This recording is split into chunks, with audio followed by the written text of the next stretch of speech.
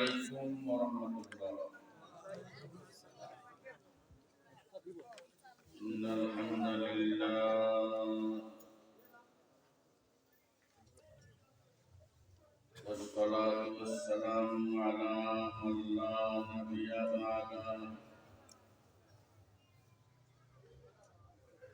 أعوذ بالله من الشيطان الرجيم.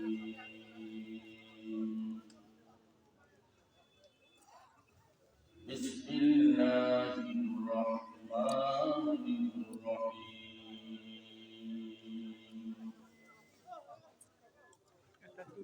قالت الأعراب آمنا قل لم تؤمنوا ولكن قولوا أسلمنا ولما يدخل الإيمان في قلوبكم وإن تطيعوا الله ورسوله لا يلدكم من أعمالكم شيئا إن الله غفور رحيم. إنما المؤمنون الذين آمنوا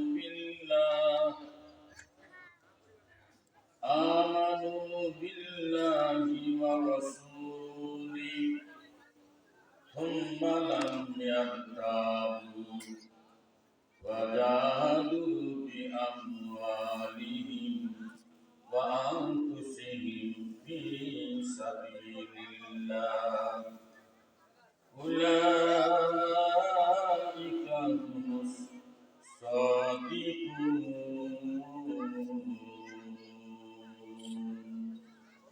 صدق الله العظيم. قال النبي صلى الله عليه وسلم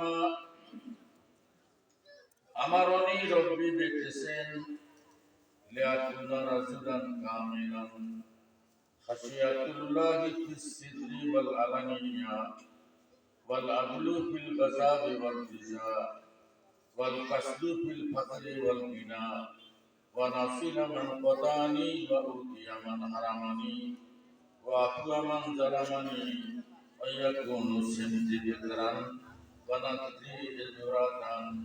رواه أبو داود.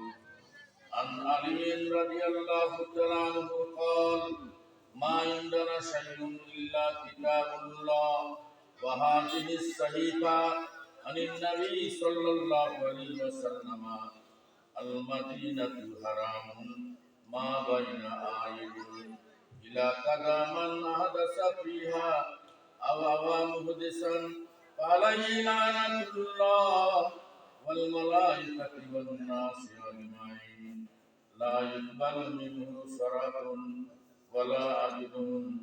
رواه البخاري. আমি আল্লাহ নামে বিধি বুনেছি, আমি আল্লাহ নামের বিধি বুনেছি, এবার মনের মাঠে ফলবে ফসল, বেচব তারে কিয়ামতের হাটে।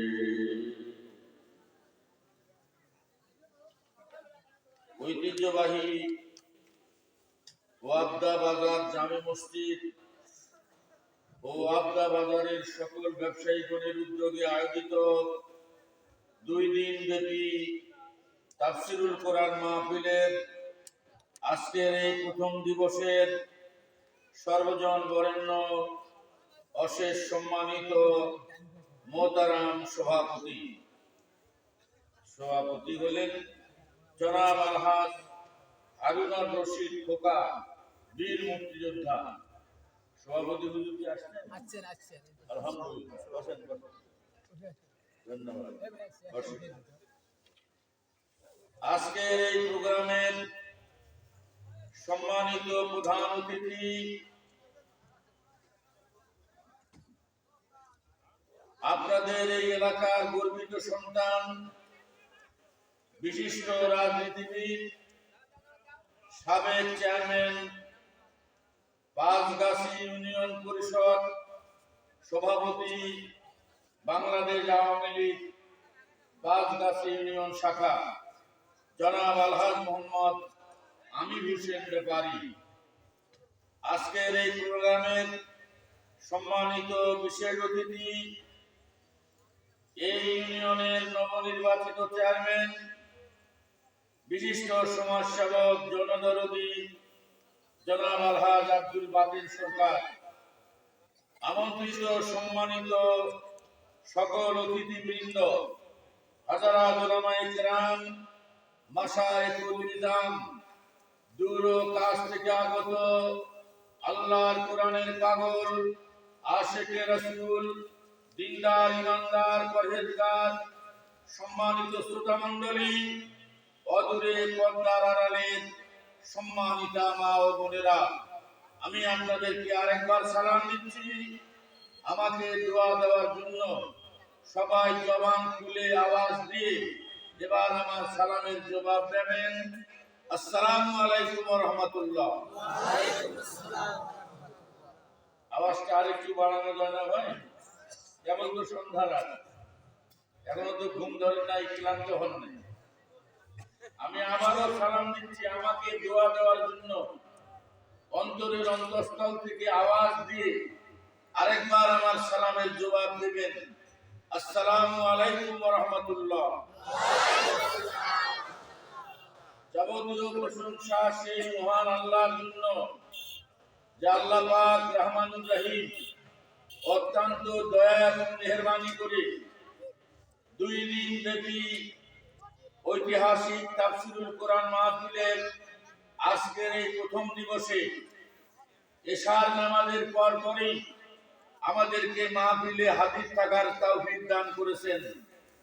যে আল্লাহ হাজার হাজার মানুষের মধ্য থেকে আমাদেরকে ভালোবেসে আমাদের গুনাহ মাফ করে দেওয়ার জন্য, আমাদেরকে জান্নাত দেওয়ার জন্য আজকের এই বেহেশতের বাগানে হাজির থাকার তৌফিক দান করলেন। আমরা সেই কুল কায়নাতের একমাত্র মালিক, তামাম ব্রহ্মাণ্ডের একচ্ছত্র অধিপতি, মহিয়ান গরিয়ান, সর্বশক্তিমান, দয়ালু দাতা, মেহেরবান আল্লাহ তাআলার বারগাহে প্রাণ ভরে শুকরিয়া আদায় করব। সবাই জবান ছেড়ে দিয়ে চিৎকার করে বলুন আলহামদুলিল্লাহ। অতঃপর দরুদ ও সালাম প্যারা নবী রাসূল আরবি হাদি বরহাক শাফিউল মুজনাবিন রাহমাতুল লিল আলামিন সাহেবে কাবা ওয়া কাউসাইন, তামাম পৃথিবীর শোষিত, বঞ্চিত, নির্যাতিত, নিপীড়িত, নিগৃহীত মানবতার মুক্তির দিশারি, আমার আপনার আদর্শের একমাত্র নেতা, জগৎ গুরু, ideal leader of the world, মহানবী মুহাম্মদুর রাসূলুল্লাহ সাল্লাল্লাহু আলাইহি ওয়াসাল্লামের পবিত্র রূহ মোবারকে বর্ষিত হোক আমাদের প্রেরিত সশ্রদ্ধ, অফুরন্ত, হৃদয় নিংড়ানো দরুদ ও সালাম। সকলেই পড়ুন আল্লাহুম্মা আমিন। আরেকটু জোরে।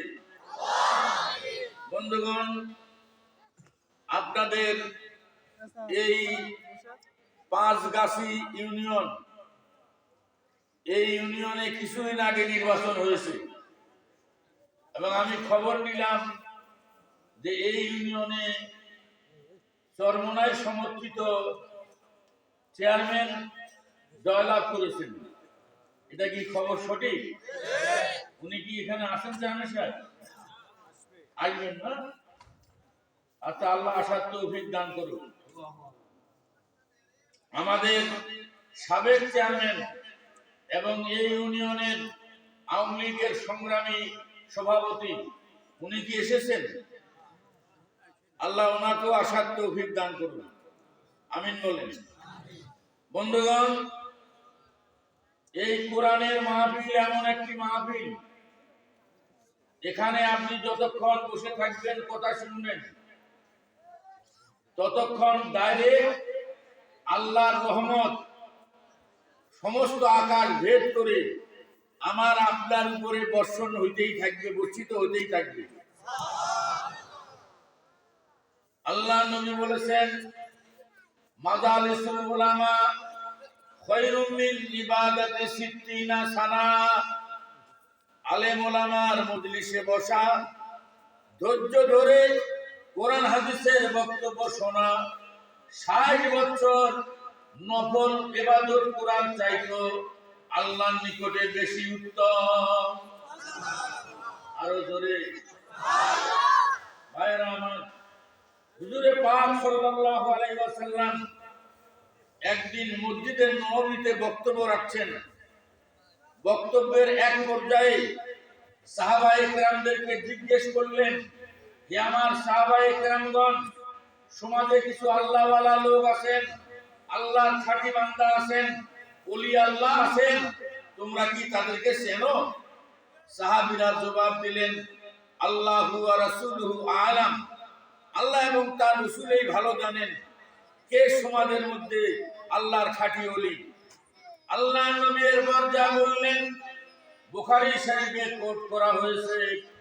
আল্লাহ নবী বললেন, আহলুল কুরআনি হুম আহলুল্লাহি ওয়া খাসসাতুহু, যারা কোরআনের আহল তারা আল্লাহর আহল, যারা কোরআন ওয়ালা ওরা আল্লাহ ওয়ালা, ওরা আল্লাহর খাঁটি বান্দা, ওরা ওলি আল্লাহ। হয় নাই? সুবহানাল্লাহর আওয়াজটা হয় নাই? আল্লাহ নবী বললেন, যারা কোরআনের আহল তারা আল্লাহর আহল, যারা কোরআন ওয়ালা তারা আল্লাহ ওয়ালা, ওরা আল্লাহর খাঁটি বান্দা, ওরা ওলি আল্লাহ। আপনারা কি ওলি আল্লাহ হতে চান? হ্যাঁ ইনশাআল্লাহ বলেন। ওলি আল্লাহ হতে চান? কে কে হতে চান ডান হাত তুলে আল্লাহকে দেখান। যারা আল্লাহু আকবার বলেন। আয় আল্লাহ, যারা তোমার ওলি হওয়ার জন্য হাত তুলেছেন, আল্লাহ সবাইকে তোমার ওলিদের খাতায় নাম লিখে দাও। আমিন আমিন জোরে আমিন। আমি আপনি যদি ওলি আল্লাহ হতে চাই, তাহলে আল্লাহ নবী আমাদেরকে কোরআনওয়ালা হতে বলেছেন। একটু জবান খুলেন, কি ওয়ালা? আরো জোরে, আরো জোরে। কোরআনওয়ালা। কোরআনওয়ালা যারা হবেন তারাই আল্লাহওয়ালা হবেন, গ্যারান্টি দিয়েছেন বিশ্ব নবী মুহাম্মদ রাসূলুল্লাহ সাল্লাল্লাহু আলাইহি ওয়াসাল্লাম। অতএব আরেকবার কষ্ট দেই, আল্লাহওয়ালা হওয়ার স্বার্থে আমরা কি কোরআনওয়ালা হতে রাজি আছি? দুহাত তুলে আল্লাহকে দেখাই, আর একটু জোরে তাকবীর দেই, লিল্লাহি তাকবীর, নারে তাকবীর, লিল্লাহি তাকবীর। আল্লাহ আমাদের কবুল করুন। আরো জোরে। বিশ্ববিখ্যাত তাবিঈ আল্লামা মুহাম্মদ ইবনে সিরিন রাহমাতুল্লাহি আলাইহি বলেন, একদিন আমি দামেস্কের মসজিদে ইশার নামাজ জামাতের সাথে আদায় করার জন্য উপস্থিত হলাম। আমি মসজিদে ঢুকে দেখি জামাত এই মাত্র শেষ হয়ে গেল। কথা কি শুনতেছেন? যারা ভলান্টিয়ারের দায়িত্বে আছেন তারা দয়া করে একটু নজর রাখবেন, মোটরসাইকেল নিয়ে যারা এই রাস্তায় পারাপার হবেন একটু স্টার্টটা দূরে বন্ধ করতে বলবেন, হেঁটে যেতে বলবেন। কোরআনের আদব আছে, যারা মোটরসাইকেলের স্টার্ট বন্ধ করে এতটুকু রাস্তা পার হবে, সম্মান দেখাবে আল্লাহর কোরআনকে, আল্লাহ তাদের মর্যাদা বাড়িয়ে দিবেন। ভাইরা আমার, মুহাম্মদ ইবনে সিরিন রাহমাতুল্লাহি আলাইহি বলেন, আমি দামেস্কের মসজিদে জামাতের সাথে ইশার নামাজ পড়ার জন্য মসজিদে প্রবেশ করা মাত্রই দেখলাম এইমাত্র ইমাম সাহেব দুই দিকে সালাম ফিরিয়েছেন, অর্থাৎ জামাত সমাপ্ত হয়েছে। আপনারা যারা মাসলা মাসাইল জানেন তাদের নিশ্চয়ই জানা আছে, কেউ যদি জামাতের সাথে নামাজ আদায় করার জন্য মসজিদে যান আর গিয়ে দেখেন জামাত হয়ে গেছে, তারপরও তিনি যদি একাকী নামাজ আদায় করেন, ওই নিয়াত থাকার কারণে আল্লাহ তার আমলনামায় জামাতের সাথে নামাজ আদায় করার সওয়াব দান করে থাকে। নিয়াতটা বড় মারাত্মক জিনিস ভাই। এই নিয়াতের উপরেই কিয়ামতে আমাদের বিচার হবে, এই নিয়াতের উপরেই আমাদের জান্নাত জাহান্নাম হবে। এই জন্য নিয়াতটাই আমাদের আগে শুদ্ধ হওয়া দরকার, নিয়াত আমাদের পরিষ্কার হওয়া দরকার। খুব খেয়াল করে শুনেন, মুহাম্মদ ইবনে সিরিন রাহমাতুল্লাহ আলাইহি বলেন, আমি বাধ্য হয়ে একাকী নামাজ আদায় করলাম। নামাজ শেষ করে আমি দেখলাম মসজিদের ভিতরে দুইটা দল, এক দল উত্তর দিকে, আরেক দল দক্ষিণ দিকে। উত্তর দিকে যারা বসেছেন, আমি সেখানে গিয়া বসলাম। দেখলাম ওই এলাকার সবচাইতে বড় আলেম, তিনি কোরআন হাদিসের আলোচনা করতেছেন, মাসালা মাসাইলের আলোচনা করতেছেন, আর মুসল্লিরা খুব মনোযোগ দিয়ে তার বক্তব্য শুনতেছে। আমার বড় ভালো লাগলো। আমি উত্তর পাশের ওই মজলিসে অনেকক্ষণ বক্তৃতা শুনলাম, কিন্তু আমার হাতে সময় নেই। এবার আমি উঠে দক্ষিণ দিকে যেখানে মজলিস হচ্ছে মসজিদের ভিতর, আমি সেখানে গিয়ে দেখলাম একজন বুজুর্গ ব্যক্তি, একজন পাগড়িওয়ালা, সুন্দর নুরানি চেহারার মানুষ, পীর আউলিয়াদের চমকপ্রদ কাহিনী বর্ণনা করছেন। এটা শুনতে আমার খুব মজা লাগলো, ভালো লাগলো, কিন্তু আমার হাতে সময় না থাকার কারণে আমি সেখান থেকে বের হয়ে বাড়িতে চলে আসলাম। তরকারি দিয়ে রুটি খেয়ে দোয়া দরুদ পড়ে নিয়াত করে কিবলামুখী হয়ে দরুদ পড়তে পড়তে আমি ঘুমিয়ে পড়লাম। গভীর রাতে দেখলাম স্বপ্নে নবী, বিশ্ব নবী রাহমাতুল লিল আলামিন জনাব মুহাম্মদুর রাসূলুল্লাহ সাল্লাল্লাহু আলাইহি ওয়াসাল্লাম আমার শিয়রের পাশে দাঁড়িয়ে বলছেন, ওরে মুহাম্মদ ইবনে সিরিন, দামেস্কের মসজিদের উত্তর পাশে যেখানে কোরআন হাদিসের আলোচনা হচ্ছিল, তুমি যদি সেখানে শেষ পর্যন্ত থাকতে, তাহলে আল্লাহ ফেরেশতাদের সর্দার জিবরাইল আলাইহিস সালামের সাথে তোমার সাক্ষাৎ ঘটে যেত। ও কুড়িগ্রাম জেলার মানুষ, কান খাড়া করে শুনে নেন। দুনিয়ায় যত ভিআইপি আছে, দুনিয়ায় যত দেশ আছে, সব দেশের প্রেসিডেন্ট মন্ত্রীরা, যত বড় ভিআইপি বিশ্ব নেতা, তারা এক জায়গায় হলে হযরত জিবরাইল আলাইহিস সালামের যে মর্যাদা, সেই মর্যাদার কানাকড়িও মর্যাদা কি বিশ্ব নেতাদের হবে একসাথে? কথা বলেন না কেন? হবে? হবে না। এই সেই জিবরাইল, যেই জিবরাইলকে আল্লাহ তাআলা 500 খানা দানা দিয়েছেন, পাখা দিয়েছেন।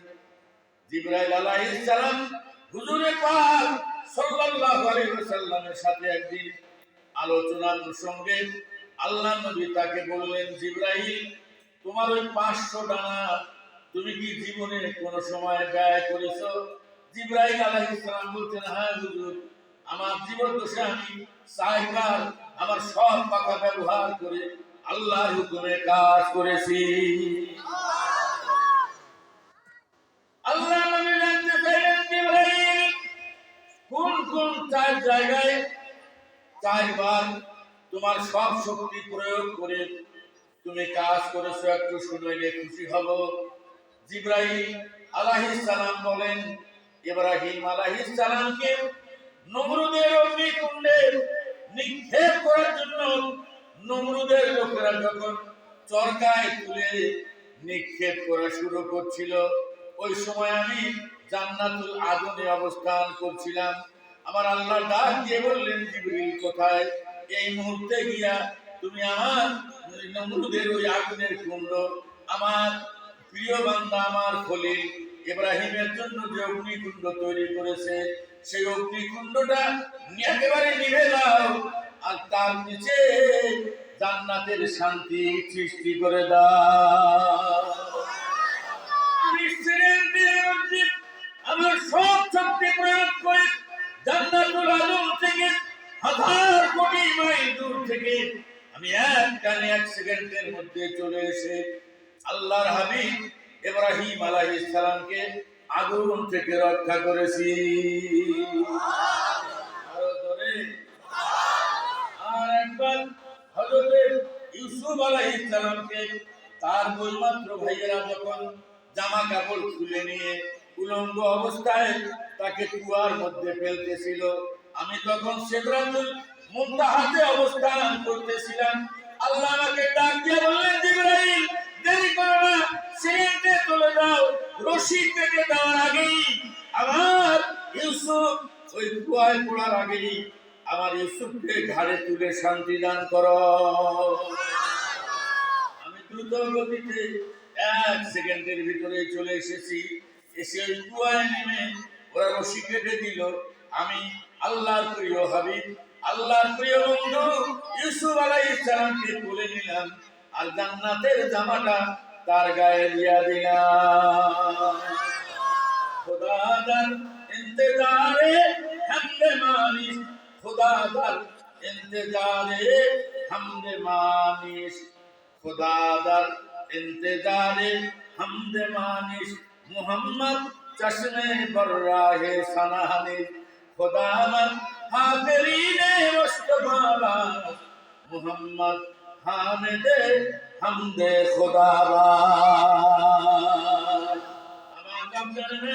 আমাদের সৌভাগ্য আজ আমরা যারা দোয়া শোনার জন্য এসেছি, আমাদের সাথে লক্ষ লক্ষ ফেরেশতাদের মধ্যে ফেরেশতাদের সর্দার জিবরাইল আলাইহিস সালাম আমাদের মাঝে যোগদান করেছেন।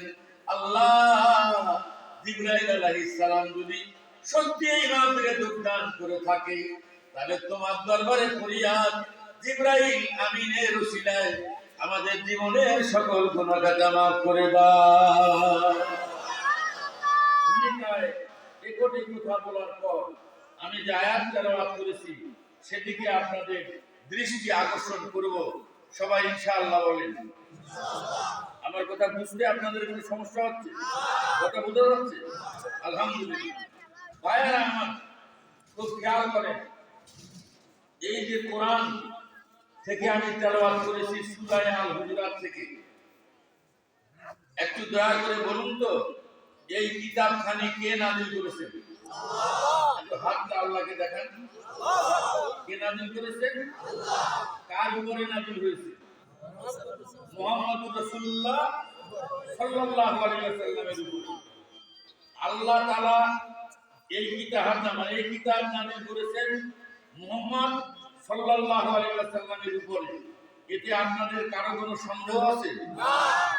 যাদের সন্দেহ নাই তারা 1 নম্বর ঈমানদার, আর যাদের সন্দেহ আছে ওরা 2 নম্বর। কথা কি ঠিক বললাম? ঠিক। কোরআন আল্লাহর কিতাব, এই ব্যাপারে যার সন্দেহ আছে সে কি মুমিন মুসলমান হতে পারবে? না, কখনো পারবে না। তিরমিজি শরীফের হাদিসে আল্লাহ নবী বলেছেন, কোরআনের একটি পার্শ্ব আল্লাহ তাআলা কুদরতি হাতে ধরে রেখেছেন, আর একটা পার্শ্ব বান্দার জন্য রেখে দিয়েছেন। যে বান্দা কোরআন ধরলো, কোরআন পড়লো, কোরআন বুঝলো, কোরআন অনুযায়ী জিন্দেগি যাপন করলো, মহান আল্লাহ কুদরতি হাতের সাথে ওই বান্দার হাতের মিলন ঘটে গেল। সত্য কথা বলো বন্ধু, সৎ পথে চলো, পাপ পরিহার করো, তবেই হবে তোমার ভালো। জ্ঞান গরিমায় হয়ে যদি থাকো গুণী মানি, সকাল বিকাল করো তাইলে আল্লাহর কোরআন খানি। আল্লাহ তোমায় দেখেন সদা, ইহাই মনে করে ইবাদত করবে সবে নবীর তরিক ধরে। সব তরিকা ছেড়ে কেবল নবীর তরিক ধরো, পঞ্চবারে খোদার ঘরে যে নামাজ পড়ো। সাবধান, জীবনে নামাজ করবে না ভাই কাদা। বছর মাঝে রমজান মাসে রেখো তুমি রোজা, স্বর্ণরূপ টাকা পয়সা থাকলে যাকাত দিও, হজ করিবার সাধ্য থাকলে তা তো একবার যেও। ইমানদারের দেখা যদি হয় বন্ধু কোথাও, সালাম তারে করিও আগে হইয়া বিনয়। গভীর নিশিকালে যখন মানুষ ঘুমিয়ে থাকে, ইবাদত করতে উঠবে তখন বিশ্ব প্রভুর ডাকে। দিন দুঃখীরা আসলে তারে মিষ্টি কথা কইও, কটু বাক্যে তাদের মনে কষ্ট নাহি দিও। সাধ্যমতো দান করিও পুণ্যেরই আশায়, স্বর্গরাজ্য পাবে তাইলে জানিও নিশ্চয়। এবার আমার সাথে তাওসিয়া আউযুবিল্লাহ বিসমিল্লাহ পড়ার চেষ্টা করুন। পারবেন না ভাই? পারার তো কথা। আউযুবিল্লাহ বিসমিল্লাহ জানে না, এ মুসলমান থাকার কোনো দরকার নেই। যে মুসলমান আউযুবিল্লাহ বিসমিল্লাহ জানে না, ওর থাকার কোনো দরকার আছে? কোনো দরকার নেই।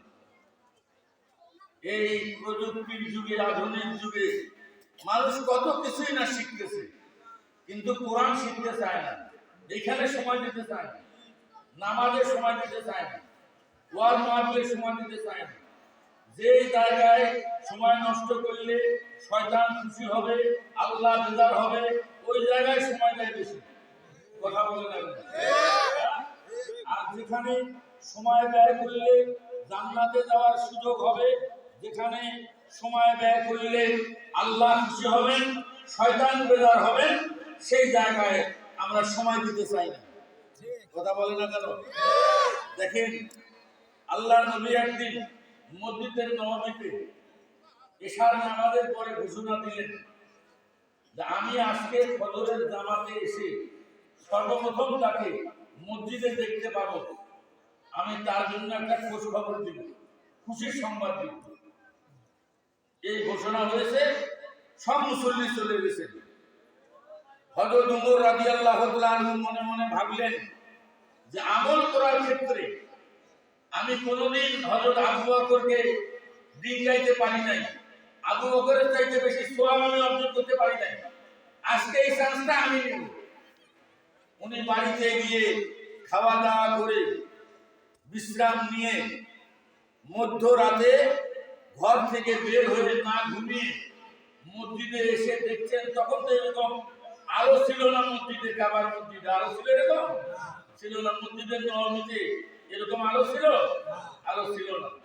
ভাইরা হযরত ওমর বলেন, আমি মসজিদে ঢুকলাম, কাউকে দেখতে পেলাম না, মনে মনে বড় খুশি হলাম। হঠাৎ মানুষের গলার আওয়াজ একটু, মানে এই যে আমাদের একটু মাঝে মধ্যে এরকম শব্দ আমরা করি না, করি কি না? এরকম একটা শব্দ আমি শুনলাম, আশ্চর্য হয়ে গেলাম। আমি অন্ধকারের ভিতরে যে দিক থেকে শব্দটা বের হলো সেদিকে এগিয়ে গিয়ে কাছাকাছি গিয়া মানুষ মনে করে সালাম দিলাম। সালামের জবাব শুনে আমার মনে হলো আমার বড় ভাই আবু বকর সিদ্দিক রাদিয়াল্লাহু তাআলা আনহু। আমি পাশে বসে জিজ্ঞেস করলাম, ভাইজান আপনি কখন এসেছেন? হযরত আবু বকর বললেন, তোমরা যখন সবাই চলে গেলে আমি মনে মনে ভাবলাম যদি বাড়িতে যাইয়া খাওয়া দাওয়া করে ঘুমায় যাই তাহলে তো সবার আগে আসতে পারবো না, তাই এসার পরে আমি না খেয়ে ফজরের জামাত ধরার জন্য তখন থেকে আমি মসজিদে অবস্থান করছি।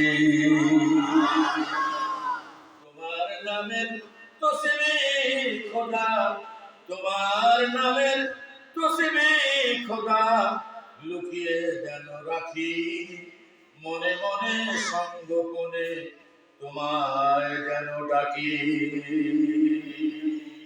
পরে আমার সাথে সবাই আউযু বিল্লাহি মিনাশ শাইতানির রাজিম, বিসমিল্লাহির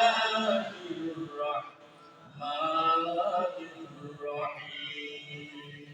ক্বালাতিল আ'রাবু আমান্না কুল লাম তু'মিনু ওয়ালাকিন কুলু আসলামনা ওয়ালাম্মা ইয়াদখুলিল ঈমানু ফী কুলুবিকুম ওয়া ইন তুতিউল্লাহা ওয়া রাসূলাহু লা ইয়ালিদকুম মিন আ'মালিকুম শাইআ ইন্নাল্লাহা গফুরুর রহিম। সূরা আল হুজুরাত নাযিল হয়েছে মদিনায়। কোথায় নাযিল হয়েছে বলুন? আপনারা কি মদিনা দেখেছেন এখনো? সকলেই দেখেননি। যারা হজ করেছেন, উমরা করেছেন, তারা নিশ্চয়ই দেখেছেন। এই মুহূর্তে আমি মুসাফির আপনাদের জন্য দোয়া করি। যত শ্রোতা এখানে আছেন আল্লাহ যদি অত বেশি টাকা পয়সা আমাদের না দেয় হজ করার মতো, তাহলে কমপক্ষে যাতে একবার উমরা হজ করার তৌফিক দান করে। কথাটা বুঝতে পারেন নাই, তাই আমিনের আওয়াজটা দুর্বল হয়ে গেল। আমি মুসাফির হালতে আছি, আমি মুসাফির। মুসাফিরের দোয়া আল্লাহর দরবারে কবুল হয়, নবী বলেছেন। অতএব আমি দোয়া করছি আপনাদের যাদের বেশি টাকা পয়সা নেই, হজ করতে পারবেন না, কমপক্ষে আল্লাহ যেন একবার উমরা হজ করার তৌফিক এই এলাকার সকল মানুষকে দান করেন। আমিন। দুনিয়াতে যত শহর আছে সবচাইতে শান্তি প্রিয় শহর হলো মদিনাতুন নবী সাল্লাল্লাহু আলাইহি ওয়াসাল্লাম। আপনাদের নেক দোয়ার বরকতে আমি বেশ কয়েকবার মক্কা মদিনা সফর করেছি এবং আমি কয়েকবার হজ করেছি, উমরা করেছি অনেকবার, এবং আমি মক্কা মদিনাতে ওয়াজ করার সুযোগ লাভ করেছি।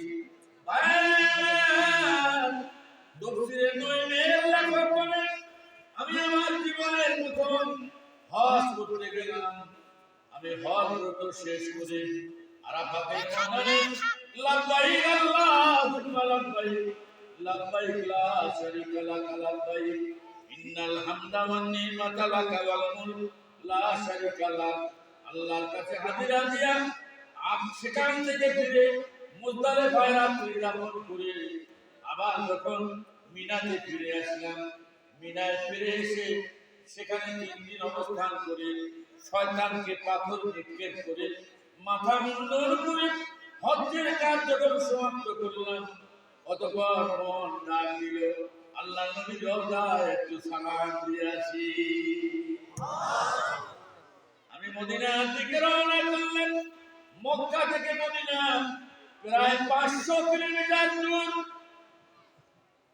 মক্কা থেকে সোজা উত্তরে হলো মদিনা।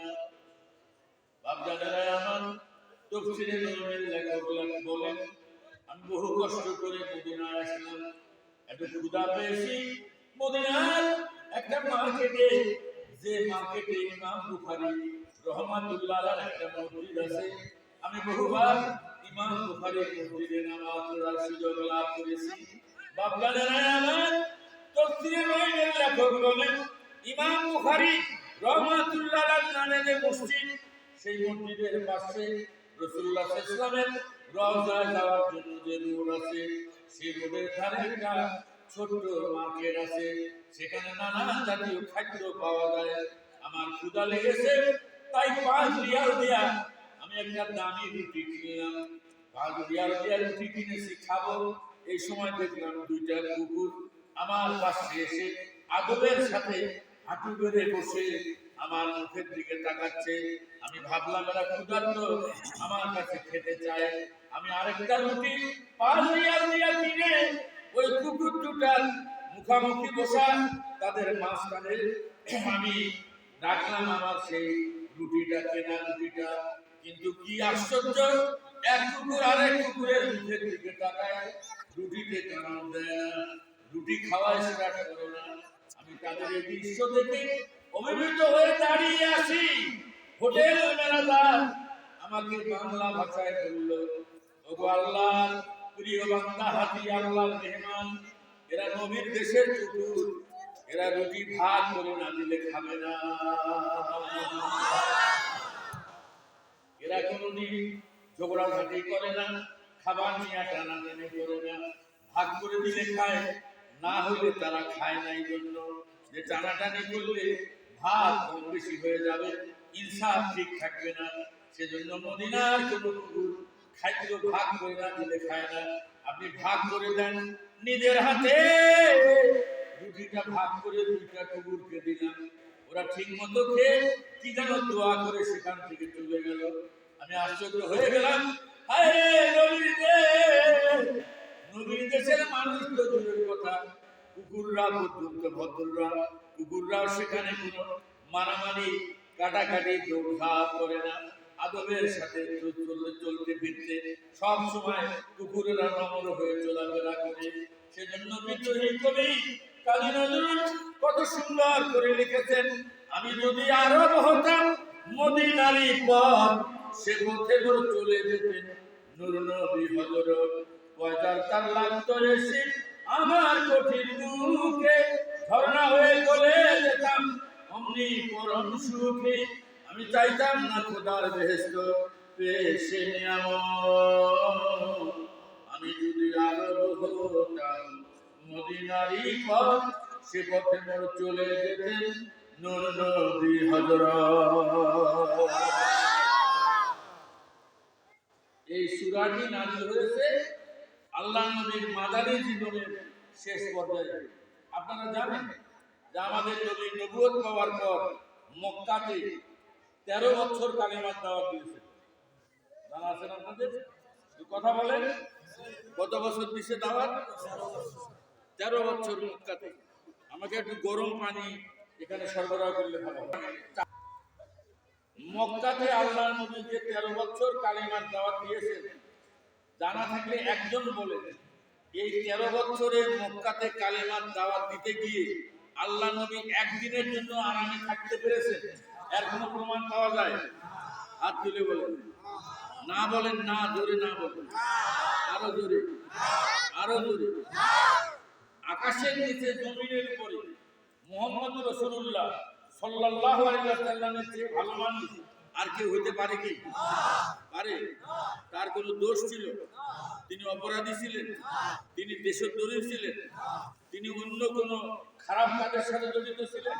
নাউযুবিল্লাহ, প্রশ্নই নাই। আল্লাহর নবী ছিলেন মাসুম, বেগুনাহ, তার কোনো পাপ নাই, গুনাহ নাই। সেই নবী মক্কাতে কালিমার দাওয়াত দিতে গিয়ে কঠিন মুসিবতের সম্মুখীন হয়েছেন। কেন হয়েছেন এই বিষয়টি আল্লাহ বাঁচায় রাখলে আগামীকাল আপনাদের খেদমতে আমি আলোচনা করব ইনশাআল্লাহ। বলেন, যে বক্তা দুইজনকে দাওয়াত করা হয়েছে আমরা দুইজনেই দুদিনই থাকি। আমি আজকেও থাকি। আল্লাহর নবী কোথায় এসেছেন? মক্কাতে থাকতে দেওয়া হয় নাই, পারেন নাই। অত্যাচার, জুলুম, নির্যাতনে অতিষ্ঠ হয়ে আল্লাহর হুকুমে নবী এবং সাহাবীগণ তারা মদিনায় হিজরত করেছেন। জোরে বলেন, জোরে বলেন, কি কোথায় করেছেন? এই জন্য কোরআনের একটা আয়াত আছে, আল্লাহ তাআলা বলছেন সম্ভবত সূরা আল ইমরান, ইন্নাল্লাযীনা আমানু ওয়াল্লাযীনা হাজারু ওয়া জাহাদু ফি সাবিলিল্লাহ উলাইকা ইয়ারজুনা রাহমাতাল্লাহ ওয়াল্লাহু গফুরুর রহিম। আমার আল্লাহ বলেন, নিশ্চয় যারা ঈমান এনেছে আর আমার পথে হিজরত করেছে আর আমার জমিনে আমার দ্বীন কায়েমের জন্য চেষ্টা করেছে, তাদের উপরে ডাইরেক্ট রহমত নাযিল করা আমি আল্লাহর জন্য ওয়াজিব হইয়া গেছে। আরো জোরে মায়েরা আমার, বোনেরা আমার, দুনিয়াতে আর কয়দিন থাকবো, কার কখন মৃত্যু হবে আমাদের জানা নাই। তবে আমি আসার সময় আপনাদের এই কাঁচা রাস্তা কিভাবে মোটরসাইকেল চালাইলো আমি আশ্চর্য হয়ে গেলাম। আমি ভয় পাইছিলাম পড়বো নাকি। আমি আসার সময় দোয়া করতেছিলাম, রব্বুল আলামিন তোমার মুসাফির বান্দা যে রাস্তা দিয়ে হেঁটে যাচ্ছে মাহফিলে, আল্লাহ এই রাস্তাটা এত খারাপ, এলাকাবাসী রাস্তার জন্য কষ্ট পায়। আল্লাহ তাআলা এই এলাকার ডিসি মহোদয়, এমপি মহোদয়, উপজেলা চেয়ারম্যান মহোদয়, চেয়ারম্যান মহোদয় সবাই যাতে ঐক্যবদ্ধভাবে এই এলাকার উন্নয়নে, রাস্তাঘাট উন্নয়নে এগিয়ে আসে, আল্লাহ তুমি তৌফিক দান করো। আরো জোরে, আরো জোরে। মায়েরা আমার, আল্লাহর নবী মদিনায় আছেন 9 বছর পার হয়ে গেল। কোরআনের আইন দিয়া 10.5 লক্ষ বর্গ মাইল এরিয়া আল্লাহ নবী শাসন করতেছেন। কিন্তু যারা মুখে ইসলাম কবুল করেছে অন্তরে ইসলাম ঢুকায় নাই, যারা মুখে কালেমা পড়েছে অন্তরে কালেমা ঢুকায় নাই, কালবি ঈমান যারা আনে নাই, শুধু মৌখিক ঈমান এনেছে, কালবি ঈমান আনে নাই। কথা কি শোনা যায় বাবা? বোঝা যায়? মৌখিক ঈমান এনেছে, কালবি ঈমান আনে নাই। যে কলবের ভিতরে আশাইতান জাসিমুন আলা চালবে ইবনে আদম ফাইদা যাকারাল্লাহ খানাসা ওয়া ইযা দাখালা ওয়াসওয়াসা। আল্লাহর নবী বলেন, শয়তান তোমাদের কলবে মশা যেভাবে কামড় দেয় ঠিক সেইভাবে কামড় দিয়া বসে থাকে। তোমরা যখন কোরআন পড়ো, কোরআনের আলোচনা শুনো, আল্লাহর নামের জিকির করো, শয়তান তখন তোমাদের কলব থেকে দূরে চলে যায়, আর আমি আল্লাহ তোমাদের কলবে জায়গা করে নেই। তার জমিনে আসমান লিখে গঞ্জাম তার কুলুবে মুমিনা।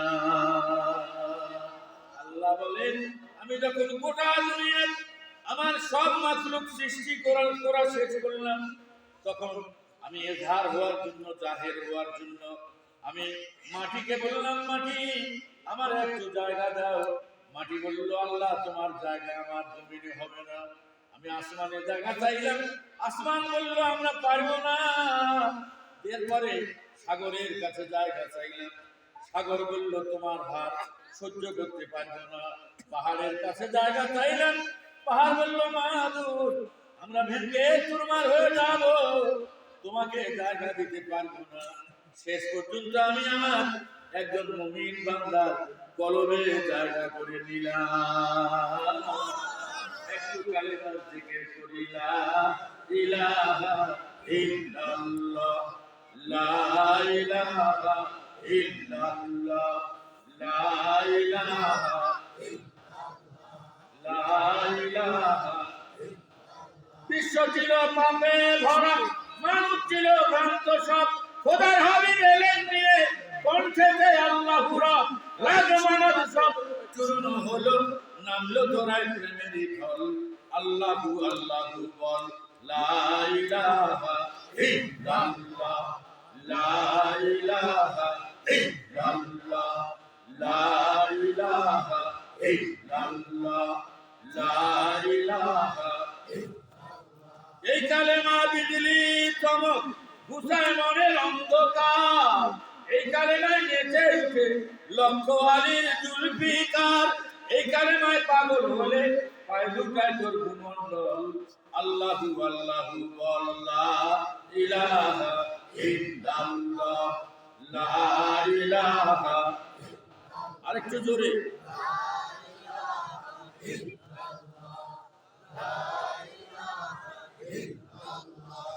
লা ইলাহা ইল্লাল্লাহ, লা ইলাহা লা ইলাহা ইল্লাল্লাহ মুহাম্মাদুর রাসূলুল্লাহ। জোরে জোরে বলুন, সাল্লাল্লাহু আলাইহি ওয়াসাল্লাম। আমার বান্দারা মৃত্যুকালীন সময়ে যারে কালেমা নসিব হবে, আল্লাহ তার জন্য জান্নাতে সব দরজা খুলে রাখবে। তোমার দরবারে করিয়া আজকে যারা জিকিরে শামিল হয়েছি, আল্লাহ আমাদের মৃত্যুকালীন সময়ে মধুর কালেমা সকলের মুখে জারি করে দিও। সবাই বলেন আমিন। কথায় কথা বাড়ে, বন্ধনে বাড়ে কি, এক কথায় আর এক কথা আসলে দোস্ত আমি করব কি। ভাইরা আমার, এবার আসেন মদিনায় হুজুরে পাক সাল্লাল্লাহু আলাইহি ওয়াসাল্লামের রাষ্ট্রীয় জীবনের শেষ পর্যায়ে দশম হিজরিতে এই সূরা আল হুজুরাত নাযিল হয়। এই সূরাটিতে মূলত আদব কায়দা, ভদ্রতা, শিষ্টাচার শিক্ষা দেওয়া হয়েছে। আল্লাহু আকবার বলে। আদব কাকে বলে? আল্লাহ নবী মসজিদে নববীতে বক্তব্য দিচ্ছেন, সাহাবীদেরকে প্রশ্ন করলেন, ইয়া আমার সাহাবায়ে কেরামগণ, দুনিয়াতে এমন একটি গাছ আছে যে গাছের পাতা পল্লব কোন সময় যত ঝড় হোক না কেন ঝরে পড়ে না, পাতা ঝরে না, তোমরা শিখি সেই গাছের নাম বলতে পারবে? সব সাহাবী চুপচাপ। আল্লাহু ওয়া রাসূলুহু আলাম একথা বলেছেন সবাই। আল্লাহ নবী বললেন, ওই গাছের নাম হলো খেজুর গাছ। সুবহানাল্লাহ। আল্লাহ নবীর ওই বক্তব্যে হযরত ওমরের সাথে তার ছেলে আব্দুল্লাহ উপস্থিত ছিল। ছোট্ট মানুষ আব্দুল্লাহ ওই মজলিসে নামাজে ছিলেন। আব্বার সঙ্গে ফেরার পথে আব্দুল্লাহ বলছেন, আব্বা, আল্লাহ নবী যখন প্রশ্ন করেছেন আমি সঙ্গে সঙ্গে বলতে চাইলাম এই গাছের নাম খেজুর গাছ। আব্দুল্লাহ আল্লাহু আকবার।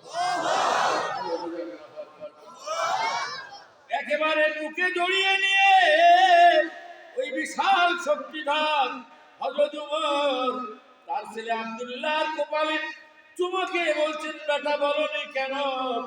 আব্দুল্লাহ বলছেন, আব্বু, আপনি যেখানে উপস্থিত, হযরত আবু বকর যেখানে উপস্থিত, হযরত ওমর যেখানে উপস্থিত, হযরত ওসমান, আলী, তালহা, জুবাইর যেখানে উপস্থিত, সেখানে আপনারা যখন কেউ বলেননি, আমি ভেবেছি আমি বললে এটা আদবের খেলাফ হবে, তাই আমি বলা থেকে বিরত থেকেছি। হযরত ওমর রাদিয়াল্লাহু তাআলা ছেলের ঠোঁটে চুমো খেয়ে বললেন, আল্লাহ আমার এই কলিজার টুকরা সন্তানকে বড় আলেম বানায়া দিও। হযরত ওমরের দোয়া কবুল হয়েছে। হাদিস শাস্ত্রে যারা জ্ঞানী তারা হাদিস পড়লে বুঝতে পারবেন আব্দুল্লাহ ইবনে ওমর কত হাদিস বর্ণনা করেছেন। বাপজানেরা আমার, এজন্য আদব বড় মারাত্মক জিনিস, যার মধ্যে আদব কমিজ নাই। শেখ সাদী রহমাতুল্লাহ আলাইহি বলেছেন তার মাথা থেকে পা পর্যন্ত একেবারে নষ্ট, কল্যাণের লেশ মাত্র তার মধ্যে থাকতে পারে না, লেশ মাত্র তার মধ্যে থাকতে পারে না। সে যত বড় আলেম হোক, সে যত বড় পীর হোক, যত বড় নেতা হোক, যত বড় নেত্রী হোক, যার মধ্যে আদব নাই, কল্যাণের লেশ মাত্র তার মধ্যে নাই।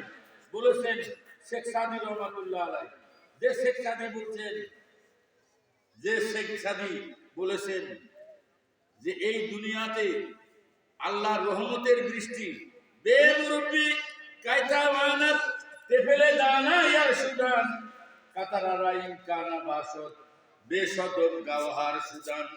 শেষ রাতে রহমতের এক ফোঁটা বৃষ্টি যদি ঝিনুকের মধ্যে প্রবিষ্ট না হয়, তাহলে যেমন মুক্তা পয়দা হয় না, ঠিক তেমনি ভাবে জ্ঞানী গুণী পণ্ডিত লোকের সাথে উঠা বসা না করলে, তাদের জ্ঞান গর্ভ বক্তব্য না শুনলেও পুরাপুরি জ্ঞানী হওয়া যায় না।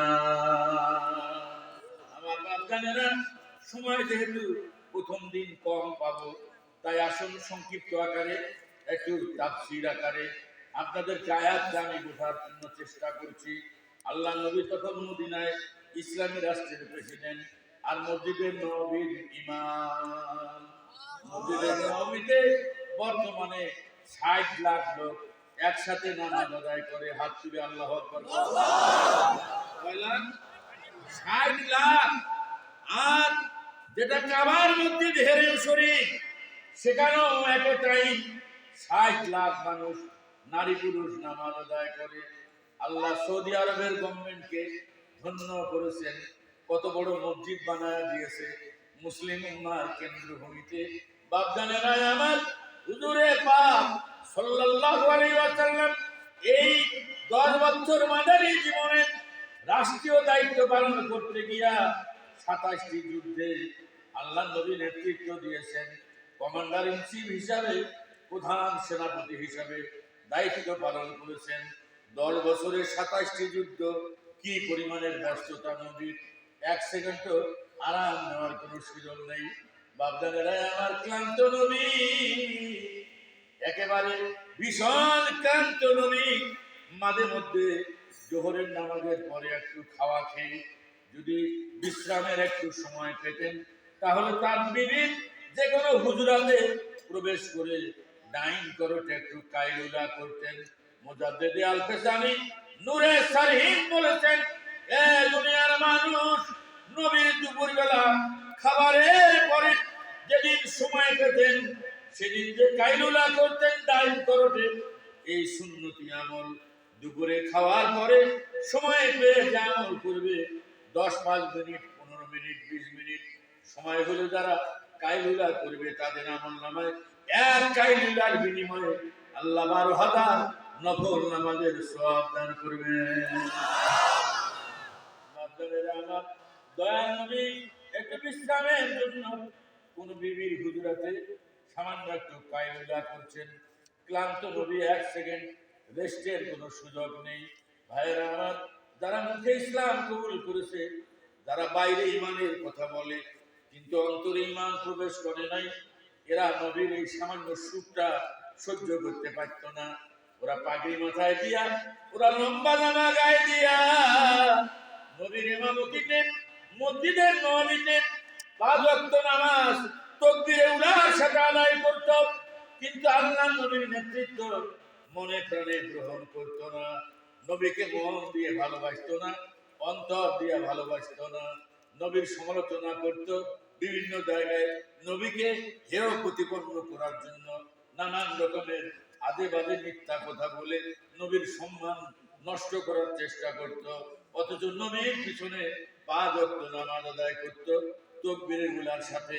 এরা নবী যখন সামান্য একটু কাইলুলা করে বিশ্রাম নিতে যাচ্ছেন, ওট পেটে থেকে ওই মুহূর্তে তারা বিবিদের হুজরার বাইরে এসে চিৎকার করে করে মুহাম্মদ মুহাম্মদ করে ডাক দিত। আল্লাহ এটা সহ্য হতো না, আল্লাহর আরশ কেঁপে উঠল। আল্লাহ রাব্বুল আলামিন সূরা হুজরাত নাযিল করে শুরুতেই ঘোষণা দিলেন, তোমরা আমার নবীর বিশ্রামের সময় আমার নবীর সাথে যারা বেয়াদবি করছো, তাদের ওই 5 ওয়াক্ত নামাজ, তাদের ওই পাগড়ি টুপি দাড়ি, এইসব আমল আহবাতা আমালুহুম, আমি আল্লাহ তাআলা তাদের সমস্ত নেক আমলগুলো আমি ধুলায় মিশিয়ে দেব। আমি তাদের আমলগুলো বরবাদ করে দিলাম।